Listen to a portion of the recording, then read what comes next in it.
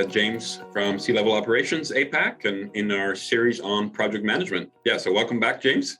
Thanks, Wim. It's been fun catching up with you and being able to talk about projects and what we can do to improve it and getting greater awareness of the challenges that we have. So thanks for having me again.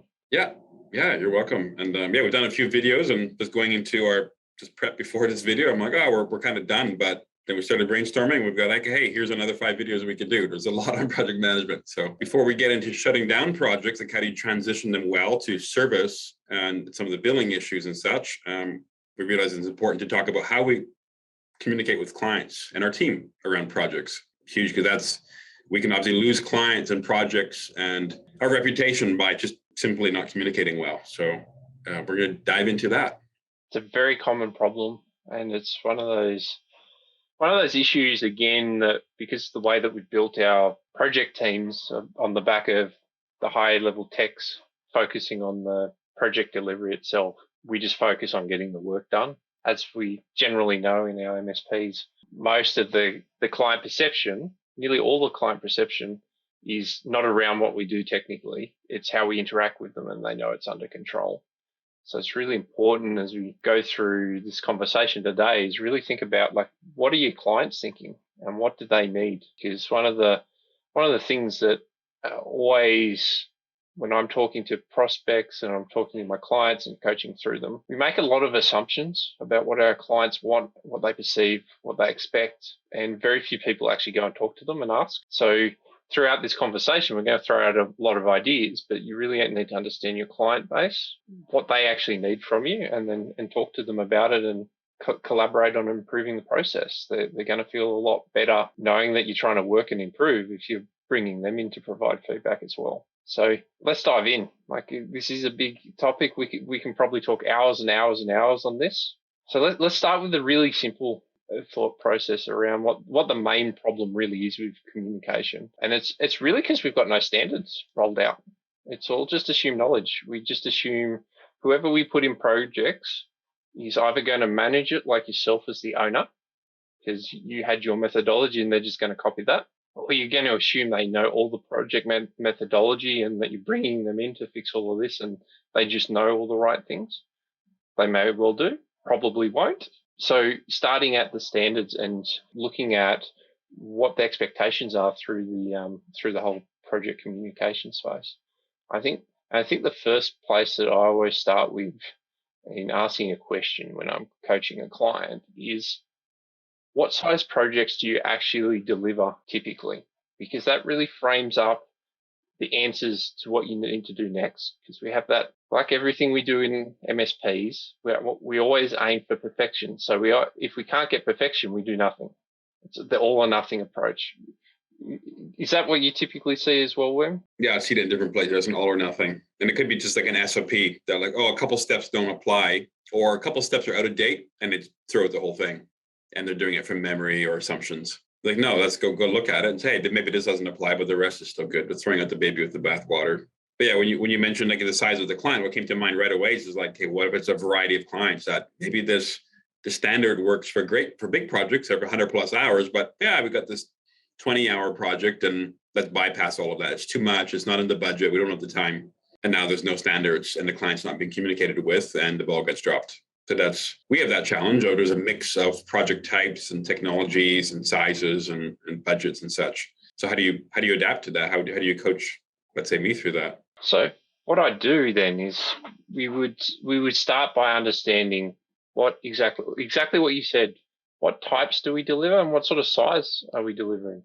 It's much different it's a big difference between delivering a 20-hour project and a 400-hour project that you're expecting to go over months. So breaking it down of what the expectations are for those types and feeding in we spoke about that conversion from sales to project handoff in previous videos, but having it documented from that point of what the expectations are, because not only are we setting it internally, but then we're going to set it with the client because the account manager or the salesperson is also aware of what the expectations through the project are. So when they're selling the project, they can say, this is how we communicate. This is how we manage these types of things. And the client has had their expectations set from the outset. So being able to break it down, typically I just look at it as a small, medium, large project and just making that fit into what your typical sizes are. If you're doing a lot that your small is 100 hours, that's your small, that's fine. And you might have like a 200 to 300, you might have a 400. And that sort of scales down whatever you're doing. And obviously, the larger the project, the more communication that needs to happen. So starting from, I always find what's important is not to start from the big end of town, because that I find, again, it goes back to that all or nothing approach of, we've got to do it all, and then we need to force feed that into the medium and small, where actually I reframe it and go, well, what would be an expectation for your small? And for our sort of example, let's just say it's a 10 to 20 hour project, just for simplicity. In a 10 to 20 hour project, realistically, how many touch points should there be for communication? I would consider introduction to the project manager after it's been handed off from sales, just to set the expectation. Hi, I'm the project manager. These are the next steps. You need to make sure you pay the money. We're going to order that, and I'll be in touch once all of that's done again. And then you'd probably do a kickoff, confirm all the details, update them if there's any issues during the project, because you shouldn't need to, for such a small project, it should just be, we've booked it in, we've got it done, we complete. And at that end of the sign off, not too difficult, is it, at the small end? Yeah, and that's kind of, I was looking at a proposal that I reviewed, approved that my project manager was doing the other day. It's just an IT assessment, it's like 25 hours for a new client, so something like that. And he's kind of handling the sales side and the project management, so we wouldn't have that introduction, but he definitely would introduce, a technician would be doing the work. So yeah, introduce the tech there, hand off, kick it off, update as we go along, and then deliver the results. So we put that language right into the proposal, what to expect on those communication points as a bullet point. It's part of the scope of work. Like, we're building them for that time. So put it right in there, in and around or kind of bookending, I guess, the actual work we're doing with logging their servers and their firewalls and check stuff out. That's the bookend. So so those become tickets in the project, doing the kickoff, and then doing the completion handoff call presentation. It's so important to get that end-to-end integration piece, like being able to show that we're doing it on our proposal. Like in the small MSPs, often it will be the person that's doing the pre-sales, engineering, managing it, even delivering it. Again, we can reduce the touch points that are needed by just thinking about what does the client need to know and what details can we get. So even the kickoff call, a lot of the time in these smaller projects, if you do it well, like you were saying in the proposal and getting the scoping done, probably don't need to confirm a whole lot after that. You've paid, we're ready to go. Here's some key dates. We'll be in touch. So it doesn't need to be rigorous. And that starts to come into what methods are we communicating via too? Because often when I talk to people, it doesn't matter what size project, they usually go send people to site to have the kickoff calls and the ongoing communications, because I think it ends up being they don't trust the system, so they need to put someone in front of the client to sort of smooth everything over all the time. And how that's such a waste of resourcing and time, especially for these smaller projects. We've just got to look at the methods. So from my perspective, when we were doing small projects, all I ever did was have the guy that was managing the projects, they'd do the first initial phone call to say introductions and what we're doing, confirm some dates, and then would only call if there was an issue past that point. And if it was appropriate to send a progress update, which most of the time it wasn't, because again, we're only talking like 20 hours, it should just be booked in and done. We shouldn't have to talk to them. We should be able to come at the end and say, hey, we've done, let's confirm that you're happy, and then sign it off in whatever method that we choose. And we'll talk about that in a bit more. But the reason why we end up having to feel like we need to do more communication in between is because we really don't manage the projects well. With all the stuff that we've been talking about so far in our video series, all of that is done well or good enough. You don't actually have to communicate as much as you think you do, because we're just flowing through our process. We're just getting the job done. Typically, our clients just want to make sure it's being managed they're not being interrupted and that the job gets done. Like that might not be for every particular client, but the majority from my experience, that's what their expectations are. So your ongoing communication can be a lot less in that sort of small. The medium's where it's getting interesting. Let's just say it's like a 40 to 80 hour project for this sort of example. Just coming back to the small project, like I've seen navigators of clients agreed that this project has value, it's 20 hours. And then we're hung up on something technology, like another project has to be done first. And the client may not be aware of that, but it's like, oh, it's waiting on our list for something else to get done. So we know what's going on. My team, I'm like, well, have you told them that? No. So they got a meeting with the client for high level check-in. And they're like, where's that project that you sold me? Like, why is it not done? Like, are you guys too busy? Do we need to go somewhere else? So I'm like, oh, them digging into the guy just waiting on something. We haven't communicated it. So that's because some of these things, they just might take 3 to 6 months to get to, and that's okay. But we do got to communicate why that is. That's a good point. The dependencies, and I think that comes to the standards. What do we need to look at? What do we need to communicate? That we're going back to that assumed knowledge. We assume our team will contact them because it's pretty obvious they need to do this project before they do that project, but they don't think about it from the client's perspective. And I think a lot of that is the lack of clarity on who's actually responsible for owning what piece in this process as well. You know, you were talking about your team, and the person managing the project might be the same person as selling it. So sometimes that works really well because they're already talking to the clients, they already know where the project's up, and so that muscle memory type communication, and that might work well. As soon as you start scaling up past a couple of people, especially when you've got a specific account manager, you've got people that do the pre-sales, you do people who deliver it, and you might have a non-technical project manager. There's a lot of people in that process then. So really clearly delineating who's responsible for what when in this communication flow, then firstly they know they should be doing it, because they're not the project manager isn't assuming the account manager is keeping the client up to date, and vice versa. Generally, I'd recommend the account manager does all the sales. They're only brought in if there's out of scope or if there's a big, massive problem that they need to smooth over. Otherwise, that's why we've got a project manager there to manage the communication. I come across a lot of people that want the account manager to be like the full sole point of contact, but yeah, I can sort of understand it in some ways. Like, burn the account manager out if they got to do everything. If they're selling and quoting and PM and quoting and communicating all these things, and it slows it down. Like I've seen that, you're burning those people out. Yeah, I'd completely agree. And another thing is what you're doing as well is setting it up so the client actually only has one person that they really know in the business, and you've got a business risk then of what happens if that person leaves and goes to your competitor down the road.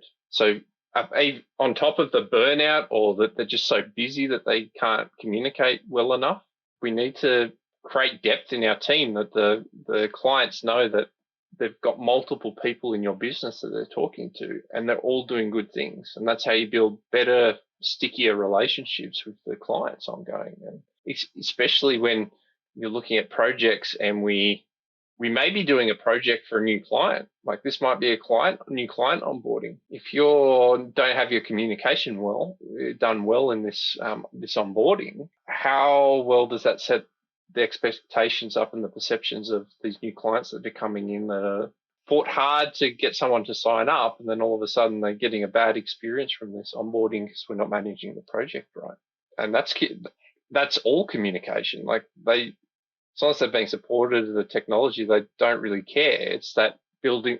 This is our opportunity to build that relationship in the first 3 months of that engagement, and they will remember that. Yeah, that's the delivering on the promises we set in the marketing and the sales and that in the proposal. Because they're like, okay, believe in it. We're gonna do this. But then every day, the first day of the project, the first week, that's all key to communicating and following through and delivering on the promises. Yeah, under promise, over deliver all the way through.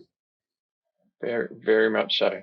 And that goes back to, we've been talking about the repeatability in our work plans and our systems and processes throughout, but they could be perfect. But if we're not really communicating and engaging with the client through these projects, it can leave a bad taste in the mouth, even if it's not a bad enough experience for them to question, why am I here?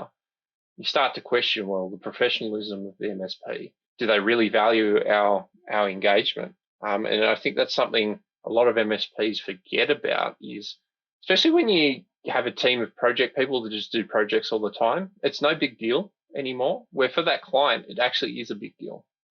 Yeah, you just see, even a 20-hour project is going to be many thousands of dollars.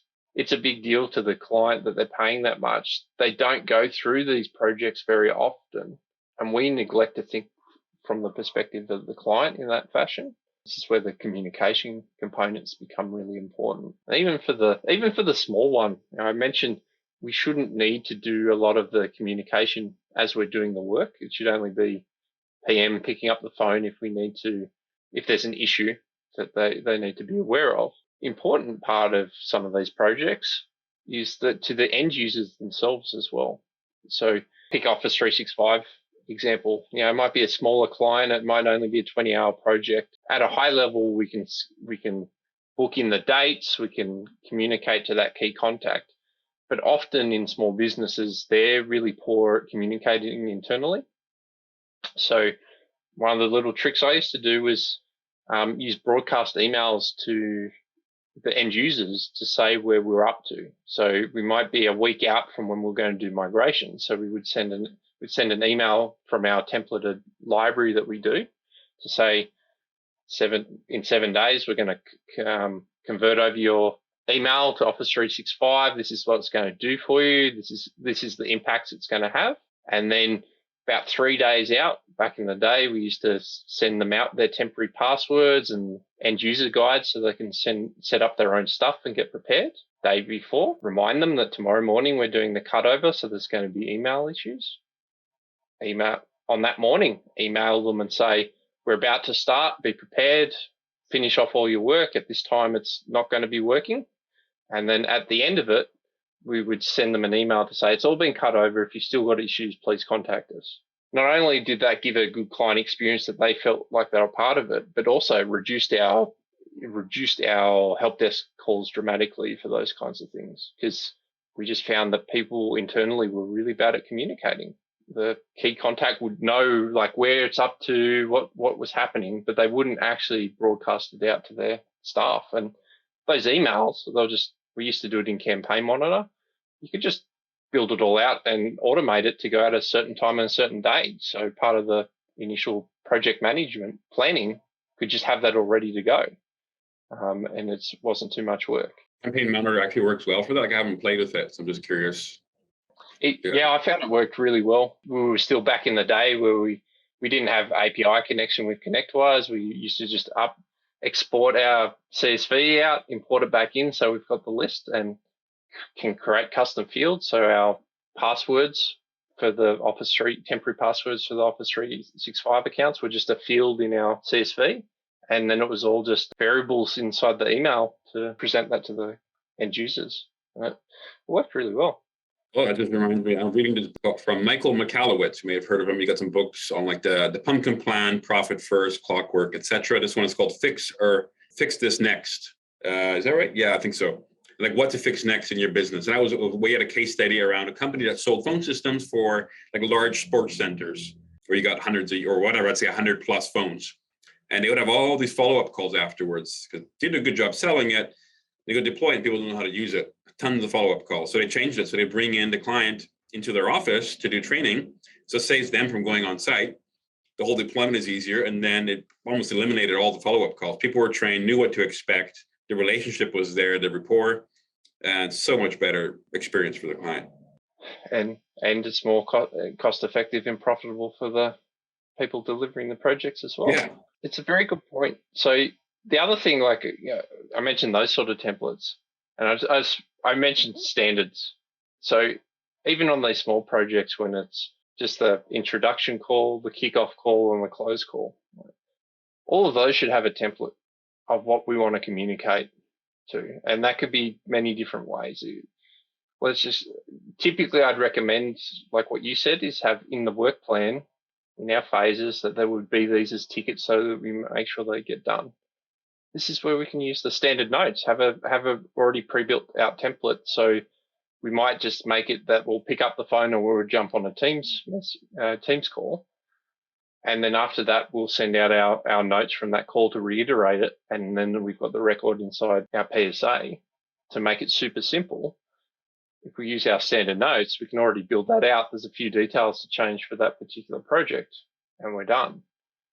Again, making this process smooth, but also repeatable, because everyone's going to do it differently. Maybe if you've got the one project manager that does it and it's going to be with you a long time, that's great. They'll know their sort of way of doing it. But what happens if they move on? What happens if you add someone else that needs to fit into this process? What if you actually give them a holiday and there's still projects to manage? That repeatability is really important in the communications, and that's each and every step.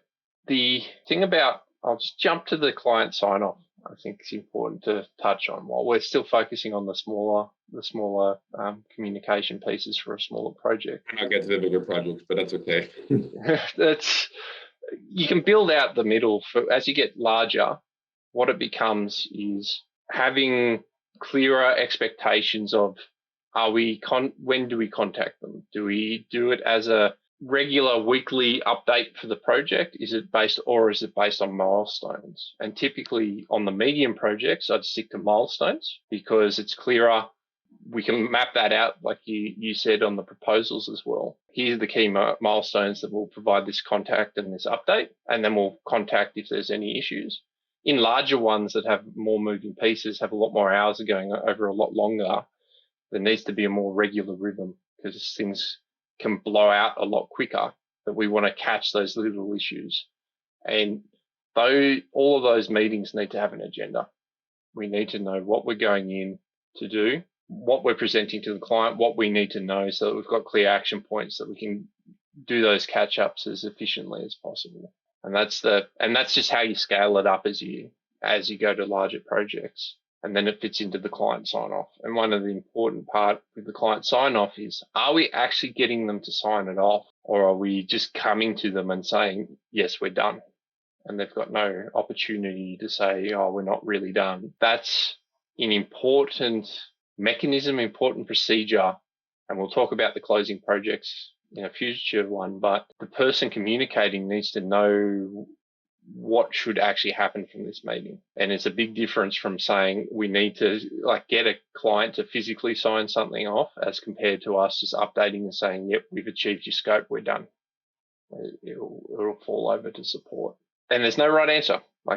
These ones are just, we need to make a decision what our procedure and policies inside our MSP, and then just make sure it's repeatable. And again, that decision might scale up based on the size of project as well. Like I see people that for those smaller 20-hour projects, there's no sign off. We just do it and we say we're done. Whereas a 400-hour project probably needs something more formal, especially if you're waiting to get paid.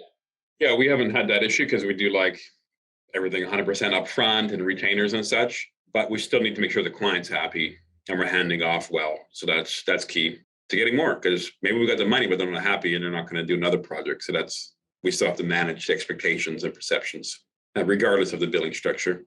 I think it's important, again, regardless of the billing structure, there's an opportunity to get some learnings out of the project by talking to the client at the end. Whether it's a formal sign-off or whether it's a casual catch-up on Zoom like we're doing now, Wim, of we're done. Did you have any feedback from it? Are there any potential lingering issues that we aren't aware of? And what did you feel about the experience as we did it? You've got a brief window where people will engage with that before they've moved on and have completely forgotten that you did a project for them.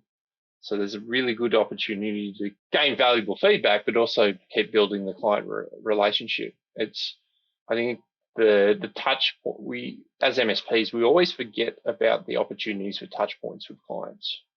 And in general, the MSP touch points aren't actually that enjoyable for clients because they've got something broken. It's very transactional. Like I mentioned earlier, the projects being a big deal for the client, let's treat it like that as well and give them an opportunity to feel like they've been a part of it and that they've actually gotten something out of the project, not that it's just a normal boring changeover of technology and it's back to business as usual. Yeah, it's an opportunity to resell them so that they see the value and that it was worth paying the whatever $1,000 on it. They're not just left with the bill and it done, but it's they realize they're more efficient, more secure, or whatever it might be. So yeah. And that goes back to the scoping conversation we had a while ago and being able to have a purpose statement, being able to reiterate this is what we set out to achieve and we actually achieved it. Now look at it. It's a good opportunity more than anything. So yeah, what we do with the larger projects along the way is basically use like a sprint approach, which comes from the Scrum methodology, Agile methodology from software development, but applying that to the projects is we're going to meet every week or every other week or a month, whatever time frame is appropriate, review what happened in the last sprint, figure out the priorities for the next one, make sure that's achievable and realistic, and then get to work on it. And then we're just repeating that routine. So it's less waterfall, big style projects. It's just ongoing flow of work. And that seems to work well for engineers and the client and everybody. So we're not talking about stuff happening in 6 months, but what's important this month to move it forward and what's the budget for it and keep going. So that's worked well for us. Just lean, agile, reduce what we have to think about. Right. I think I'd agree with that as well. Whatever frequency you end up working to, whether you need to do it weekly or fortnightly or monthly for these sort of projects, I wouldn't leave it any longer than monthly on large projects. No. But that review and reflection of what have we done, have we achieved it, what's next? That's the consistent agenda, and not trying to plan the whole project out entirely and just keep working to that long-term, like you want to work to the long-term plan, but communicating to the 6 months out, like you said, provides no value to anyone. No one's really thinking like that. It's what are the roadblocks now? What are the changes that are happening now? We'll get those done, and then what's next? And then what's next? Because that's where I find a lot of the time these larger projects just get really stuck, is the focus is on a huge big picture and no one's actually stopping to go, well, what are my actual next actions? And they stall, especially when you have multiple stakeholders from the client, you have multiple stakeholders through third-party vendors and that as well. We just get stuck and no one's really taking ownership. So having that structure that you're talking about, Wim, gives that continued repeatability with our communication over and over again that we're controlling. And that control really makes a difference in getting the job done, but also making the client feel like it's been a valuable experience to have you as the people delivering the project. I learned a ton going through this with you. Realize there's a bunch of things we can improve in our process and the templates and scaling that out in our MSP teams. I think you kind of touched on that, but what sunk home for me most from this conversation, James, was our tendency, or technicians' tendency, we're all about the work, doing the technology, building stuff, migrating, designing, making it amazing. And we all think we're doing a good job, but the client's like, what have you done for me? And that's the perception and the communication coming in is we're all thinking about the quality of the work and the security, and we don't want you're making sure your servers are backed up and you're not getting hacked and putting all those things in place. But their perception is around how we interact that experience. That's what they're left with. So we're building castles and everything, and they're like, how are you treating me? Am I confident? That's what they're left with, is the emotional side, not the logical side and technology. Yeah. I think for my wrap up last thought is outside of the client experience stuff, which I think's the most important component of all of this, is turning that client experience into a repeatable process. And with all those components that we spoke about today, well defined. So we're doing the same things every time and we're efficient and effective at it. That's how we keep the communication up with clients as well. If it's left too vague, we're always going to default to our normal behaviors, where if we've defined it, it's easy to do through our systems as well, then people are going to do it and it's going to be a successful process. So our time just flew by today. Yeah, we'll have to cut it off there, and we got a list of things for next time before moving to finishing a project well. Look forward to that one, but yeah, some other things to get into with dependencies, backlog grooming, out of scope work, billing, lots there. So thanks for tuning in, and yeah, share this with other people that could benefit from this. So post in the comments, like, subscribe, all those wonderful things that you're supposed to say at the end of the video. Yeah, appreciate the engagement and the shares we've gotten there. So I'll see you next time. Thank you, James. Thanks, Wim. Catch you next time. Yeah.